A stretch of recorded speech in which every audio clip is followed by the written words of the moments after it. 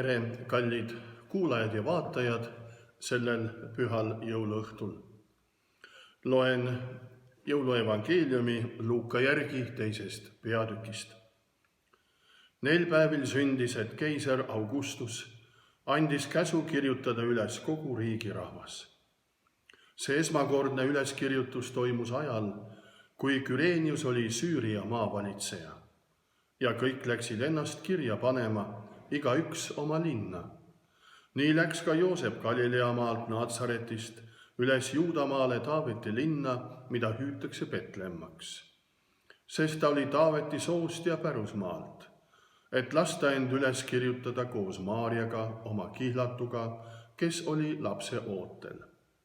Aga nende sealoleku aegu said päevad täis ja Maarja pidi sünnitama. Ta tõi ilmale oma esimese poja ning mähkis ta mähkmetesse ja asetas sõime, sest nende jaoks polnud majas kohta. Karjased olid seal paigus õitsil ja valvasid öösel oma karja. Issanda ingel seisatas nende juures ja issanda kirkus säras nende ümber ja nad kartsid üliväga. Aga ingel ütles nendele: ärge kartke, sest vaata, ma kuulutan teile suurt rõõmu, mis saab osaks kogu rahvale, et teile on täna sündinud Taaveti linnas päästja, kes on issand Kristus. Ja see on teile tunnustäheks. Te leiate lapsukese mähitud ja sõimes magavat. Äkitselt olid koos ingliga taevased väed Jumalat kiitmas. Au olgu Jumalale kõrges ja maa peal rahu, inimestest hea meel.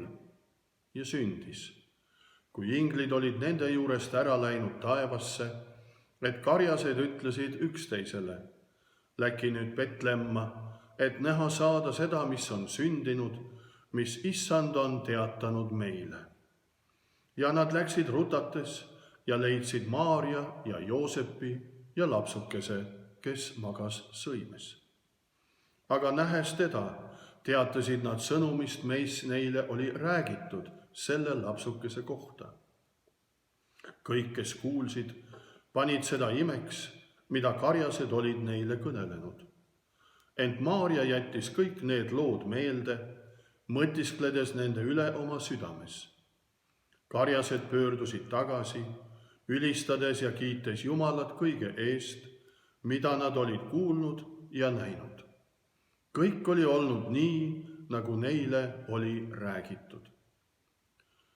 See on püha evangeelium Luuka järgi salmidest 1–20. Tänase jõulukõne teema on jõulude värvid. Armas jõuluõhtu kogudus. See on hetk, mille sarnast pole ilma pealt kusagilt leida. Jõulude imede ilm avaneb vaid üks kord aastas, kui kõik maised askeldused saavad kokku taevase kirka tähevööga. Pange silmad kinni või uskuge ilmsi, kuid olen päris kindel, et nüüd ja täna läheb täide taeva ja maa looja suurim lubadus. Jäägem õige hiir vaikseks, vagusaks, sest eesriie tõuseb ja siin nad ongi. Kollaste õlgede vahel sätib end avatud akna rinnatisele üks musta nina, kahe roosaka kõrva ja hallide käppadega krabistaja. Et näha või vähemalt jõuda jälile kusagilt tema ümbrusest kostvatele kummalistele helidele. Tillukese halli hiirekese vaatevälja ulatub veohärja pruunikas halli must ja jumega selg ning hõbedases tähekumas endid küljelt küljele õõtsutavad eesel ning kaamel. Laternas sära ja heledalt põleva lõkketule paistel näeb ta veel künkast ülespoole ronivaid lambaid, kes oma valgete karvamantlitega ainiti talli poole kiikavad ja õrnalt mäegides tunnistust annavad, et toidukünad siinsamas laudas endiselt neile kuuluvad, kust imepärast valgust välja helgib. Jah, hiirekene mõtiskleb ja seda pooli hääli. Kummaline, kummaline. Miks küll peavad isa ja ema olema niisuguses uberikus ja pealegi sedavõrd hilisel tunnil? Ja seal vist ka on nende beebikene, kes nohisedes sõimes magama on jäänud, ning veel võõrastemaja omanik ning tema kaasa, kes mõlemad malbelt naeratavad. On ikka seltskond. Hiir ei suutnud oma küsimustele vastata, aga tark öökull, kes jälgis sündmusi kõrgelt sarika penni pealt, liigutas tiibu ning maandus hääletult halli piiksuja kõrvale. Ta selgitab: vaata, minu armas väike sõber hiirekene. Üsnagi iseseltsi avaldus öökulli poolt, arvestades tema tavapärast toidulauda, aga see oli tõesõnana eripärane öö. Vaata, sõbrakese, need inimesed on Maarja ja Joosep, ütleb ta hiirele. Nemad tulid siia Petlemma rahvaloenduse ajaks, mida korraldab suur Rooma keiser Augustus. Pika maa tõttu võttis nende reis rohkem aega kui arvestatud ja sestap ei olnud nende jaoks vaba enam ühtegi väärilist öömaja paika. Võõrastemaja oli pungil täis, kuid motelli pidaja taipas kohe, et noored vajavad omaette aset, kuna peagi oli aadata lapse ilmale tulekut ning pakkus enda arvates välja ideaalse paiga. Just mõni hetk tagasi nägi beebi ilmavalgust. Seepärast sa kuulsidki kummalist heli. Panin ka tähele, et lapsukest kutsuti kohe Jeesuse nimega. Vaata nüüd, võõruspaiga pidajad ja tema abikaasa teevad kõik kontrollkäiku, et kõik oleks väikese ja nende vanematega kombes. Tillukene hiir jõudis vaevu suu avada, kui sisse tormas pruune luitunud riideid kandev ja hingetuks jooksnud kamp karjuseid, põlevil silmadega ning silmnähtavalt erutatud. Hall hädavõres sibas ohtu kartes õlgede vahele peitu, samas kui öökull end paari tiivalöögiga ülemisele pennile taas vaatluseks valmis seadis. Ööpimeduses ei suutnud meie hiirekene kuigi palju näha ega kuulda. Kannatamatult ootas ta silmapilku, et kusagiltki piiludes sündmustest mingit ülevaadetki saada, kuid pidas hetkel siiski parimaks varjuda kollase õlekõrre sisse ning sulgeda aken. Aeg möödus, hiir piilus välja, kõik oli vaikne.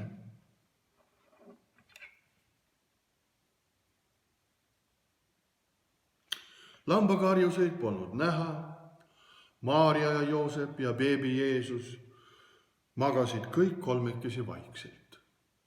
Väike hiir kiikas üles sarikate poole, öökull nägi oma sõpra ning liugles hääletult ta kõrvale. Kannatamatusest võdisedes päris hiirekene. Mis juhtus? Miks karjusmehed siia nüüd tormasid? Tark öökull vastas.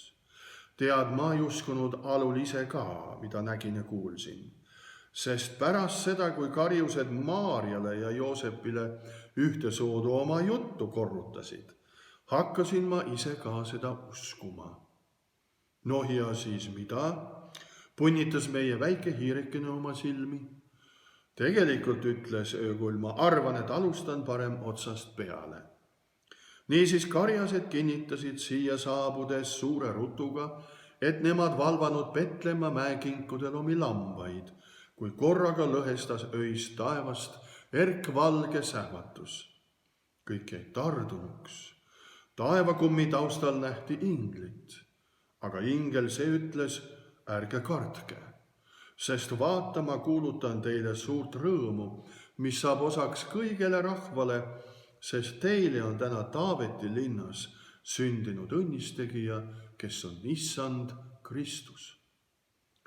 Edasi rääkisid karjused läbisegi, et selle ühe ingli juurde ilmunud ei tea kust trobikond uusi ingleid ning siis hakanud kõik koos veel valjemalt laulma, muudkui aina au olgu Jumalale kõrges. Maarjale ja Joosepile seletasid mehed, et ingli juhtnööride järgi nad Petlemma talli üles ka leidsid. Nii nad siis võtsid jalad selga ning tormasid ülepeakaela kohale. Kõik oligi täpi pealt seda viisi, kuis ingel kirjeldas. Maarja ja Joosep ja lapsukene, kes oli mähkmetes ning magas sõimes. Usu või ära usu, aga kõik oli tõsi, mis tõsi. Väike hiirekene hämmeldus, no kas pole see üks isesorti juhtumine? Öökull vastas. Kuulsin Maarjat ja Joosepit muide ka omavahel tasakesi vestlemas, kui tallis oli vaikseks jäänud. Olen kindel, et nad teavad beebi Jeesuse kohta täiesti tegelikku tõde, sest mitu kuud tagasi olevat Maarja ise ingliga kohtunud ja vestelnud. Kujuta ette, ingel öelnud isegi lapse nime ette ära. See ei saa olla üldse juhuslik, ma ütlen sulle. Meie pisike sõber hiirekene ei taibanud kõike. Ta polnud nii nutikas kui öökull, kui taimas, et midagi väga erilist, midagi väga imelist oli täna öösel juhtunud ja seda kõike üsna lähedal tema jämedas kollases õlekõrres asuvale kodule, mille aknast ta sündmusi jälgis. Ta vaatas, kuidas beebi Jeesus end sõimes liigutas, kuidas Maarja mähkis ta pehmesse sinise rüüsisse, ümisedes vaikset laulukest ning hällitades pisikest oma käte peal. Lihtsalt ei uskunud oma silmi ega kõrvu. Eesel, künnihärg ja kaamel vusistasid midagi tasakesi oma soodu ning tundus, et nad tegelikult kõik hõiskasid ja olid väga elevil ja rõõmsad. Öökull sirutas nüüd tiibu ja haakis end taas ülemise sarika külge ning taevas särava tähe imetabane hõbedane valgus külvas sooja hiilgusega üle kõik sel hetkel tallis puhkavad lojused ja inimhinged. Meie pisike hall sõbrake vajus kosutavasse unne, must ninaots õnnelikult püsti, uskudes, et midagi säärdust, kui nüüd temale pole ühelegi hiirele siin maailmas veel osaks langenud. Väike hiir nägi, koges ja õppis midagi jõulude kohta, kuid ta ei mõistnud seda algusest lõpuni täielikult. Ta uinus suure küsimuse saatel, aru pidades, mida see kõik peaks küll tähendama. Ma ei tea, kas me oleme samavõrd hämmeldunud kui see väike hiirekene, kui pühitseme omaste seas aasta imelisemat hetke. Ma ei tea, kas Kristust ümbritseb saladuste loor, mida on raske lahti harutada või millega üleüldse on keeruline miskit peale hakata. Täna õhtul, et aidata meil paremini mõista jõuluöö imetabast sündmust, vaataksime jõuludele läbi ilmekate värvide, mida kirjeldas tillukene musta ninaotsa ja roosade kõrvadega hiirekene. Esiteks valge värv. Inglite ilmumist kirjeldati kui erkvalge sähvatuse saatel ilmumist. Nii olid ka lambad valgete karvamantlitega, beebi Jeesus mähitud heleda riietusega, inglid, kes kuulutasid pääste tulekut, ilmusid taevasse ergavas ehk hiilgavas Jumala ausäras. Ja meie lapsepõlve mälestusis oli Eestis välja ikka valge siis, kui puhas lumi kattis maad. Kelguga võis minna mäele liugu laskma, suusaga metsarajale ning uisuga siledale järvejääle uisutama. kui lumi katab maad, saab pestud senine mustus, kui lumi katab maakamarat, tahaks homme olla parem, kui olin eile. Valge on meie trikoloori üks värvidest, läbi meie ajaloo on seda mõistetud sisemise puhastumise ja lunastamise sümbolina ning puhtuse ja uudsuse värvina. Valge värv sümboliseerib Eesti rahva püüdeid hariduse ja vaimuvalguse poole, talvist valget lund, suviseid valgeid öid ja Eesti kaskede valget koort. Kui püüame jõulude sündmust mõista, tuletab valge värv meelde lunastust, lepitust, puhastamist ja uudsust, mille Jumal tõi maa peale sõimes ilmale tulnud Jeesus lapse kaudu. Jõulusündmus on Kristuse enda sündmus, protsessi algus, mis toob omavahel kokku inimese ja looja. Jõulusündmus keskendub sellel õhtul ilmale tulnud lapsele, kelle ülesandeks on leppimine ja liit, looja ja maailma kokkusaamine. Jõulusündmus, Kristuse sündmus, on palju enamat kui Jeesuse beebi, kes on sündinud ööbimiseks kohandatud laudas. See on enamat kingituste vahetamistest, see on protsessi algus, mis kutsub meid ühinema Jumalaga, kes loonud kõik selle, mis on ja kõik, mis on tulemas.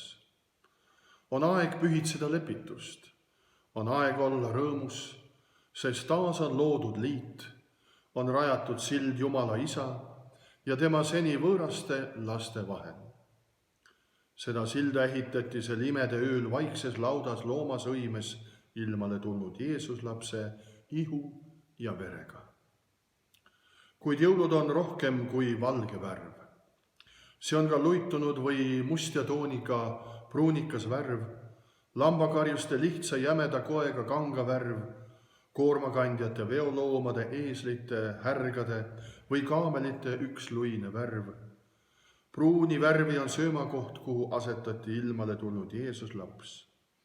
Pruunias must oli risti värv, mis hoiab Kristuse kuhtunud ja verest nõretavat ihu. Lambakarjuste riiete pruun ja mustjas toon on töö ja higiga kogunenud mustus ja kandamite ning elu üksluisus.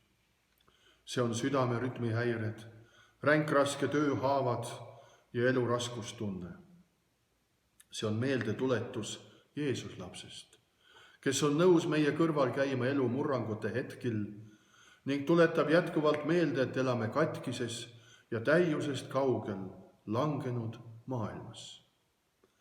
Pruun ja mustjad toonid selles meenutavad meile, et jõulud, Kristuse sündmus, pole veel lõppenud. Me elame ikka vahepealsel ajal, kus kogeme taeva rõõmu, kuid mitte seda veel täiuslikul mõõdul. Me elame ajal, mil vajame usku ja lootust, päästmise tõotuse kinnitamist Issanda poolt pea igal sammul, sest elame katkises ja vaevadega koormatud maailmas, nagu seda COVID-19 pandeemia meile igal sammul meelde tuletab. Veel oli üks värv, mis ümbritses Jeesus last ning püha perekonda. See värv on punane. See on tulekuumuse punane, mis hoidis Jeesus last soojana tuuletõmbelises laudas. See oli Jeesus lapse roosakas nahk, mis hingamise taktis liikus ihuga kaasa. See oli erutuse punane jume, mis tekib koos õnnelikkuse tundega, et Kristus on meiega. See on erakordne rõõm, põnevus leppimise, päästmise ja meie kokkusaamise pärast, mis on meile osaks saanud Jeesus lapse sünni tõttu. Punane on traditsiooniline jõuluvana värv, pühadeks koju toodava jõulutähe punane, kamina või ahjutule soojendav punane, mis lisab õdusust külmale talveõhtule. Ma arvan, et punane on see värv, mis ühendab Eesti rahvas ajaloos kogu rõõmu, põnevuse, lootuse, lepituse ning eneseohverduse. Esiteks Eesti vabadussõja kaudu, aga kõige enam Jumala tõotuse läbi, et jõuluõhtul algava päästega oleme seotud ühte pühalikku leppesse. Kui täna lisada jõulude valgele, luitunud pruunile ning mustjas pruunile Petlemma lõkke soojendav punane ja Eesti Vabadussõja ohvriks toodud võitlejate veri, sinine taevas, mis kõrgub üle meie kalli Eesti isamaa, siis on meil lootust. On meil tõsist lootust vaadata üles, kust meie õige abi tuleb. Kristuse armutöö ei lõpe veel. Tema heldus kõrgub üle maa. Igaühel meist on oma jaam, kuhu oleme teel, oma Petlemm, kus sünnib sinu, kus sünnib minu õnnistegija. Aamen. Palugem. Armas Jumal, palun, et lohutaksid mind minu kannatustes, annaksid minu tervise eest hoolitsejatele oskusi ja õnnistaksid vahendeid, mida kasutatakse minu ravimiseks. Anna mulle usukindlus oma armuväes, et isegi siis, kui ma kardan, võiksin ma kogu oma usalduse sinu peale panna. Ma palun seda meie päästja Jeesuse Kristuse kaudu. Aamen.